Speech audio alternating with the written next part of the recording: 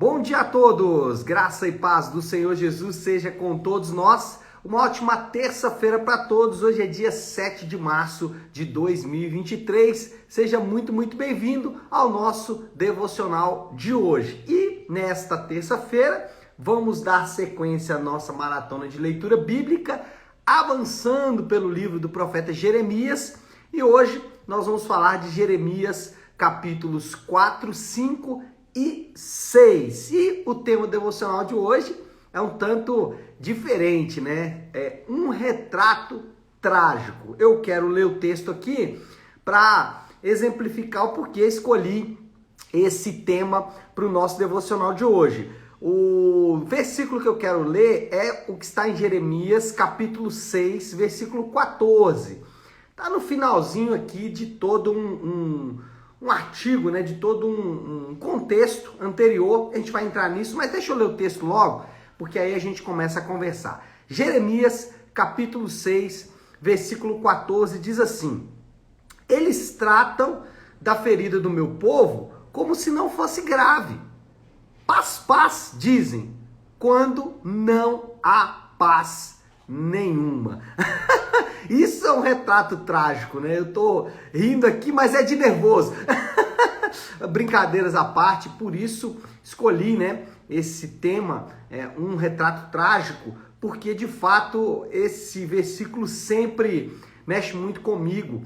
Na verdade, todo esse contexto aqui de Jeremias é absolutamente trágico, lá desde o capítulo 2, quando ele começa então a fazer ali uma espécie de peça de acusação contra Judá. Ele começa ali a reunir provas, ele começa a descrever por que Judá está enfrentando o que está enfrentando. Ele começa a falar, olha, por que Deus está fazendo o que ele está fazendo? Ele está fazendo o que ele está fazendo por causa disso.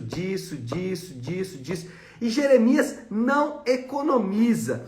Ele procura apontar sem medo de errar e sem qualquer tipo de escrúpulo mesmo, né? Sem se preocupar muito com o que iriam pensar dele. Ele começa a descrever de maneira absolutamente reveladora tudo o que a nação de Judá estava cometendo, todos os atos que a nação de Judá estava cometendo contra o Senhor, e por isso as coisas estavam acontecendo daquela maneira, porque o povo estava fazendo exatamente aquilo que o profeta descreve. Nesse contexto, se você está lendo aí com cuidado o que eu acabei de dizer, se você não está lendo, eu te convido a ler, te convido a estudar esses capítulos aí de Jeremias, mas do 2 até o 6 especialmente. Mas nesse contexto a gente percebe algumas coisas. Primeiro, o poder destrutivo do pecado. A primeira coisa que a gente vai perceber. Antes até de entrar aqui nesse ponto, deixa eu fazer um parêntese. Vamos tentar estabelecer de uma maneira muito clara o que é pecado. Porque senão a gente fica aqui num campo cinzento e a gente não consegue abordar o assunto propriamente dito. Pecado é desobedecer à lei moral de Deus, seja em atos, ou seja, ações, o que eu faço, né? Então tem muita gente que fala assim, eu não faço nada errado, eu não faço mal para ninguém, eu sou bacana, sou gente boa. Isso é atos. Mas também em atitudes, ou seja, em sentimentos do coração. Aí a gente vai se lembrar de Jesus, quando ele transferiu a obediência, não mais das ações, mas para as atitudes, para o coração. E aí a gente vai ter que ser obrigado a admitir para a nossa própria dor que de fato somos pecadores. Então, pecado é desobedecer à lei moral de Deus em atos, atitudes e natureza. Ou seja, naturalmente, a nossa essência, somos pecadores. Mas, dito isso, o que Jeremias retrata? Ele retrata o que o pecado faz com o ser humano. Ele deixa assim de maneira absolutamente claro o que o pecado causou na nação de Judá. E ele mostra também para nós o que o pecado faz com o ser humano. E para não ir muito longe, basta a gente dar uma olhada ao nosso redor. Nossa sociedade é extremamente inteligente, tecnológica, intelectualizada, e ainda assim a gente vê as pessoas fazendo coisas absurdas. Por quê? Porque esse é o retrato da ação do pecado na criação, especialmente no homem. Jesus, ele não fez um diagnóstico diferente. Jeremias fez um diagnóstico gravíssimo. Ele falou, olha, o pecado vai acabar com você, está acabando e olha o que está acontecendo.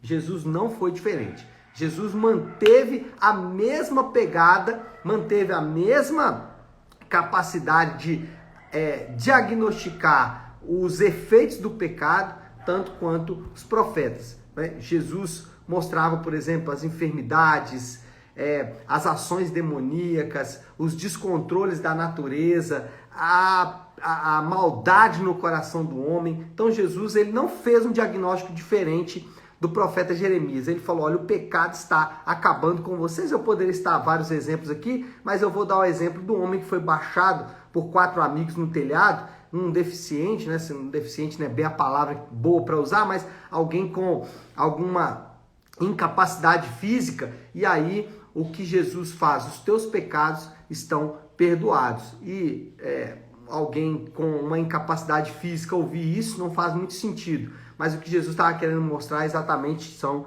os efeitos do pecado. E aí, na prática, para mim e para você, a lição é uma só. Não podemos brincar com o pecado. Pecado não é uma coisa que a gente pode brincar. Eu sei que falar isso às vezes é mais fácil do que fazer, mas a advertência que é uma só. Não podemos brincar com o pecado. Pecado não é uma coisa que a gente pode ignorar e simplesmente fingir que não existe. Precisamos lidar com o pecado de maneira muito direta, de maneira muito objetiva e de maneira muito dura. Jesus chega a dizer que a nossa luta contra o pecado deve ser comparado à amputação do membro, pelo próprio dono do membro, né? Então, arranque a tua mão direita, disse Jesus. Bom, outra coisa que a gente vai perceber aqui é a corrupção generalizada, inclusive corrupção dos sacerdotes e profetas. Olha aí o versículo 13, eu vou ler até o 15, que engloba inclusive o texto que a gente leu. Ele fala assim, desde o menor até o maior, todos são gananciosos. Profetas e sacerdotes, igualmente, todos praticam o engano. Olha só, está dizendo que os profetas e sacerdotes praticavam o engano. E aí ele vai dizer, por quê, né? Onde estava o engano? Ele dizia, aí entra o versículo que a gente falou, eles tratam da ferida do meu povo como se não fosse grave. Paz, paz, dizem, quando não há paz alguma. Ficarão eles envergonhados de sua conduta detestável? O profeta pergunta, será que eles vão ficar envergonhados dessa conduta? Olha a resposta.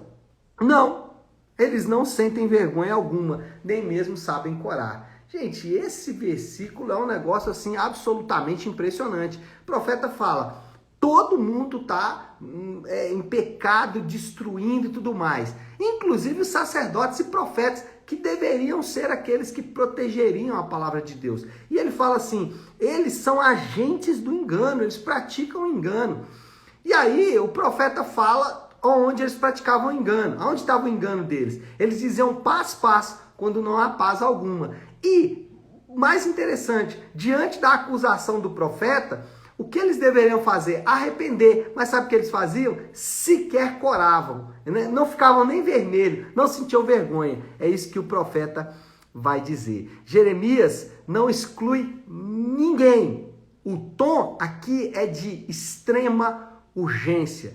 Por isso, né, que a gente falou aí um retrato trágico. É trágico porque aqueles que poderiam instruir o povo estavam fazendo exatamente o contrário. Estavam dizendo, não, tá tudo certo, tá tudo bem, fiquem em paz, podem ir para casa tranquilo, podem ir em paz, quando não havia paz alguma.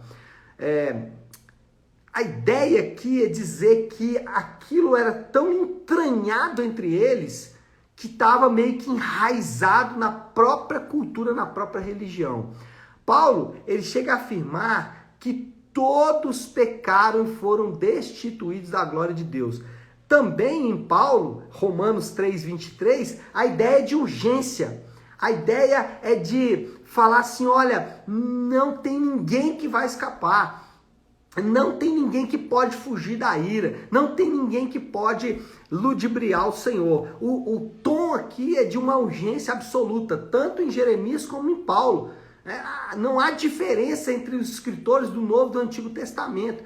E, obviamente, se a gente for pensar nos dias de hoje, também não há diferença. Assim como havia urgência na época de Jeremias, quando ele disse, né, que até os profetas e sacerdotes eram agentes do engano.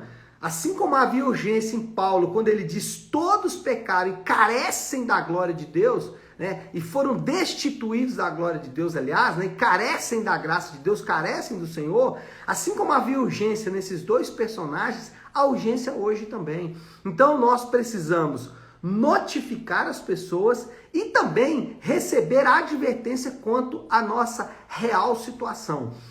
Essa é a prática. Isso é o que a gente tem que praticar. Primeiro, nós vamos advertir as pessoas, dizer para elas, olha, a sua situação é deveras periclitante, mas também receber a advertência, porque nós não estamos fora dessa realidade. Nós também estamos vivendo um tempo de extrema urgência, de extrema advertência, de extrema gravidade, e nós não podemos maquiar isso. Temos que continuar advertindo as pessoas, dizendo para elas, em vez de falar paz, paz, a gente tem que dizer, olha, preparem-se, fiquem alertas, a coisa não está fácil, a coisa está realmente muito, muito difícil. Foi isso que Jeremias fez, foi isso que Jesus fez, foi isso que os apóstolos fizeram, e nós não podemos fazer diferente. Bom, terceira coisa que percebemos aí, a fonte de todo o mal que o povo estava vivendo.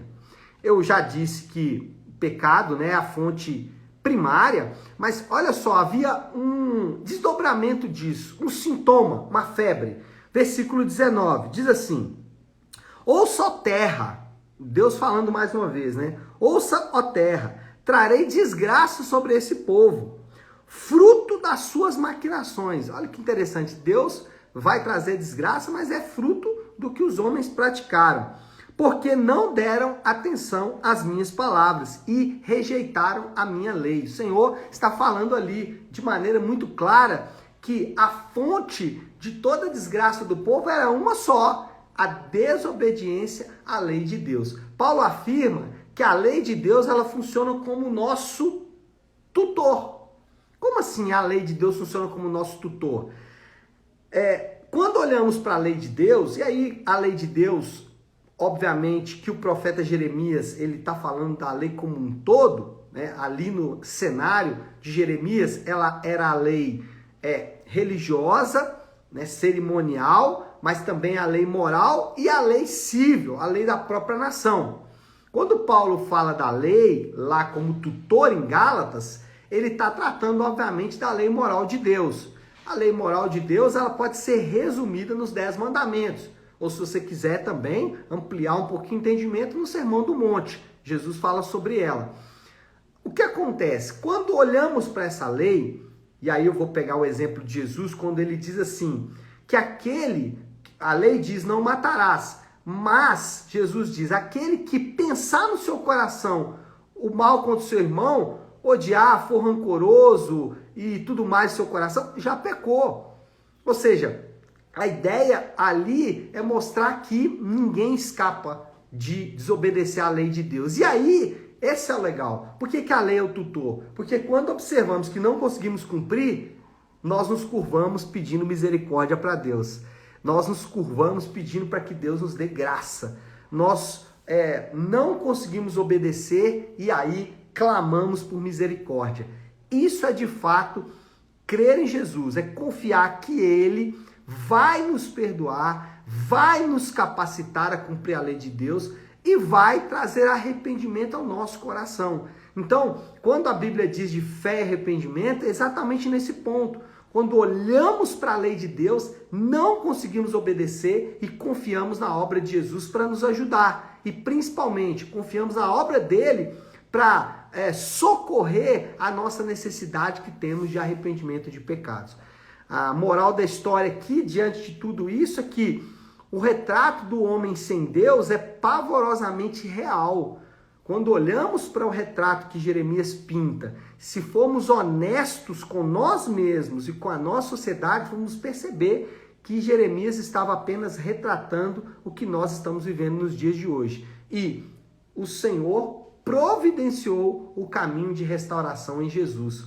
Glória a Deus por Jesus Cristo que nos dá a vitória. Ou seja, glória a Deus por Jesus que, diante desse quadro, oferece um brilho de luz, né, um raio de sol para que possamos segui-lo, para que possamos clamar por misericórdia, para que possamos buscá-lo. E esse é o desafio do Léo dessa terça-feira, a mão na massa aqui, a maneira de aplicar tudo isso que falamos. Como então vamos reagir diante de quadro tão pavorosamente real? Busque ao Senhor. E quando eu falo busque ao Senhor, essa expressão ela se enquadra a qualquer tipo de pessoa. Talvez você já caminha com o Senhor há muitos anos, já anda com o Senhor há muitos anos, já serve ao Senhor numa igreja local, está tudo ok. Busque ao Senhor também.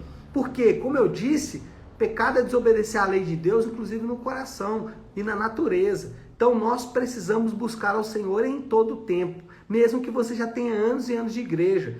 Né? O que Davi falou, Senhor, sonda o meu coração. Crente precisa fazer isso todo o tempo. E você que está me ouvindo, que ainda está iniciando a caminhada, talvez não entende bem as coisas ainda, precisa de ajuda para caminhar, né? Busque ao Senhor também. Como buscamos ao Senhor? Duas coisas, oração e arrependimento. Oramos, pedimos ao Senhor graça e arrependemos, deixamos nossos pecados para trás e buscamos ao Senhor. Tá certo, meu povo? Bom, nosso Deus, o tempo já tá comendo solto, deixa já eu orar por isso, pra gente já ir caminhando aí para encerrar o nosso devocional de hoje. Se você puder, pare aí um instante o que está fazendo e vamos juntos buscar a Deus em oração. Querido Deus, Pai de amor, Deus de graça, toda misericórdia, é diante do Senhor que nós nos colocamos agora. Primeiro, Pai, louvando ao Senhor por esta palavra. Senhor, nós nos vemos nas palavras de Jeremias. Nós conseguimos ver que nós estamos exatamente na condição que o povo que Jeremias estava advertindo estava. Nós estamos na mesma condição. Desobediência, pecado, amargura, ignorância em relação à tua lei. É o mesmo quadro. Então, Senhor Deus, o caminho que o Senhor deu para o teu povo naquela época é o mesmo. Arrependimento e fé. E é isso que a gente faz nessa manhã. Confiamos em Ti, Pai, para que nos ajude, para que nos capacite a arrepender dos nossos pecados, deixar para trás as nossas ações e atitudes de pecado, clamando, Senhor Deus, para que o Senhor tenha misericórdia de nós mesmos e nos dê, Senhor, o Teu perdão e a Tua capacitação. Assim eu oro e o faço em nome de Jesus. Amém. Amém, meu povo? Bom, então é isso. Nós vamos ficando por aqui. Que Deus te abençoe. Uma excelente terça-feira para todos. Fiquem com Deus.